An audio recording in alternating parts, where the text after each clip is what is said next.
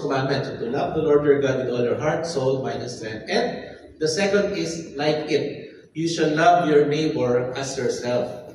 Upon these two commandments hang the whole law and the prophets. So ano po ang ating nakikita dito sa sinabi po ni Jesus? Knowing the Lord is one thing. But applying yung love na yan sa ibang tao is yung mas importante din nakikita natin. We can all say that pwede tayong mag-graduate sa highest degree na pwede natin matutunan about God. And yet, hindi naman evident sa buhay natin yung pinapagawa ng Lord sa atin. Sabi ni Jesus, yes, pinaka-importante, the great and foremost commandment is to love the Lord your God with your heart, soul, mind, and strength. I pray that everything that you've learned will not be for what?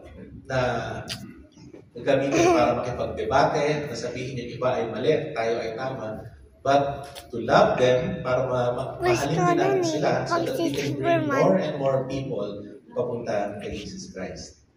So siguro, again, as I close, una-una, congratulations sa lahat ng graduates. And I pray that your knowledge, it will not just be knowledge, but meron kayong love, deep love for the Lord.